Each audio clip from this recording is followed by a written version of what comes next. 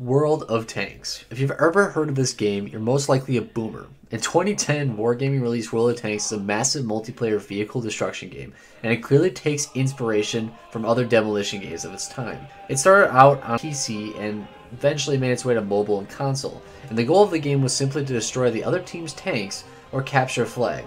It looks hella horrific graphically in this footage in its early days, but the game was well received by new PC players in the 2010s. It received numerous awards for the first year, and funnily enough, I saw it in the Game Informer magazine while taking a dump in 5th grade. The gameplay loop consisted of playing tanks in battle, getting XP and credits, which would then let you research further modules and vehicles, which you would then buy with these credits. There are a lot of other smaller aspects of the game like crew management, consumable specialization, but this raw gameplay loop is what the game was all about. And when the game came out, there were only two tech lines to go down, which is the Russian line and the German line. It's probably the two most famous tank lines. Later editions include the Americans, the French, the Polish, the Japanese, the Chinese, and many other nations. And today, World of Tanks still brings in over 100,000 players concurrently every day. But this is far from their peak in 2013 and 2014, racking in over 1 million concurrent players on their servers while hovering around 900,000 for around 2 or 3 years. So what went wrong? How was the player base diminished over the past half decade? Today we'll be taking a deeper dive into everything tanks in this game and what was it all about. And as always, leave a like and let me know if you guys like this kind of video. For starters, the gameplay is easy to pick up. As I mentioned earlier, you play as a tank, which are divided into 5 categories: light, medium, heavy tanks, tank destroyer, and SPG, which is artillery, self-propelled gun. Come on guys, get your homework done. Okay? Every group has special characteristics that you could probably guess. Lights are fast and have good spotting mechanics. Mediums have decent mobility and can outmaneuver other tanks. Heavy tanks have good armor and are slow. Tank destroyers are usually mounted with efficient, damaging guns. And self-propelled guns, or SPGs, are playing a point-and-click adventure game. See what I mean? I don't even know how anyone has fun doing this. There are 10 tiers, with tier 1 being the worst, and 10 being the highest in the tech tree. And matchmaking would be determined on these tiers and vehicle types. There are a wide variety of maps to play on in a very quote-unquote complex game modes like standard battle, where both teams had a capture flag, encounter, which there was one neutral flag located relatively in the middle of the map where both teams were supposed to capture it, and an assault, which one team attacks and one team defends. The game ends with either all the tanks being destroyed on one team or the flag being captured. If your tank dies in battle, you cannot use it until the battle ends. And although sheer simplicity made it easy to pick up, it could get boring as well.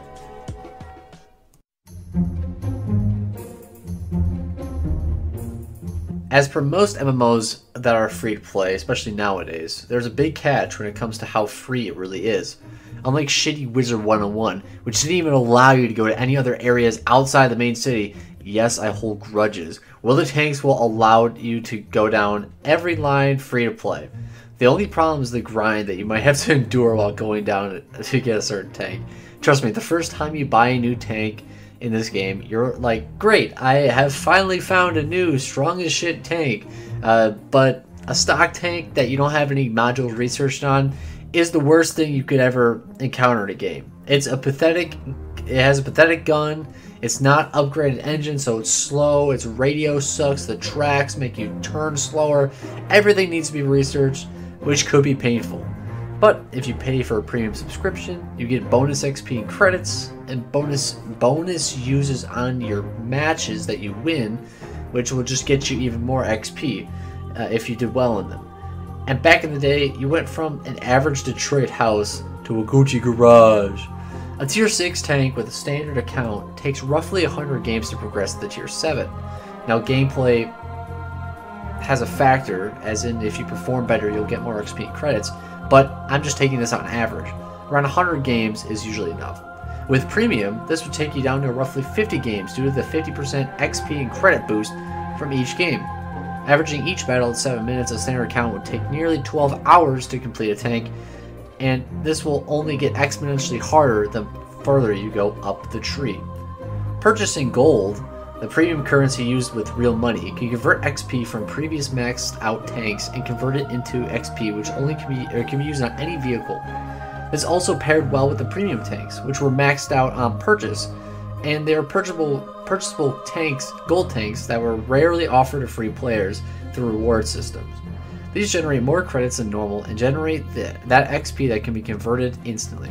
I know this sounds like a lot, but these were the ways that wargaming made loads of money. They also added controversial black market. This was a neat concept in my opinion, and it would offer up random premium vehicles that were no longer in the shop that had limited stock and would open at odd times of the day. It was always cool to see something different. Older tanks that I was used to seeing when I was first started playing, like the KV-5, and a few removed because they were broken, like the E-25. These put urgency on players to buy now, think later, as they'll be gone forever.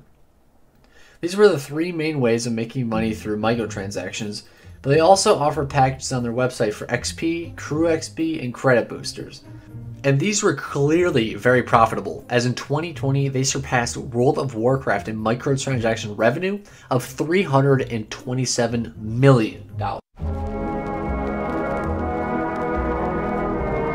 Personally, I have always been a huge history nerd. Back in 6th grade, I did a presentation on history of World War II tanks, and I learned a lot of World War II after playing my first Call of Duty game, World at War as well. Basically, it was a perfect storm for young monktard me, young cot dog, to get into World of Tanks. The grind was every day, as my friends and I would play this game for hours upon hours. You could platoon with up to 2 other players, so we would find out which tanks worked well together, and we had a ton of fun along the way. I'll remind you, however, this game was not for everyone. If you wanted to get a top tier tank, it took a long investment of your time to get there. And there are not many today that would sit down and play this game for hours like I have. The game is not very exciting, and even with all their new updates and graphical features, the pace of the game is slow, and its mechanics can be frustrating at times with all the nuance of armor angling, spaced armor, and the camouflage system, but it also can't just elaborate on the original premise of the game very well. There are special modes, clan battles, and other events, but the gameplay is still not fast-paced multiplayer like we are used to seeing in this era of games. The most notable one is Fortnite or COD or Apex Legends, that require a large amount of focus, reflexes, and you can usually get in and out of games relatively quickly. And although the latter is true for World of Tanks, this game does not simply care much about your reflexes or your focus. Thus, many players moved on quite quickly because they got bored very quickly. I know I have taken numerous breaks from this game, and even recording this video I had to tell myself I have to play more to get more footage, even though I grew bored quite quickly. This decline has also been indicated on their servers, as in the United States servers were merged from East and West to a central one to preserve player count and keep good queue times. I am personally happy for this because I live in the buttfuck of Wisconsin, but, you know, for East and West Coasters, I'm sorry, life sucks, get a helmet. World of Tanks was made in a relatively new space for totally free multiplayer games. Its game loop was simple, but it was addicting for some, and free-to-play tag made it great for players to try out.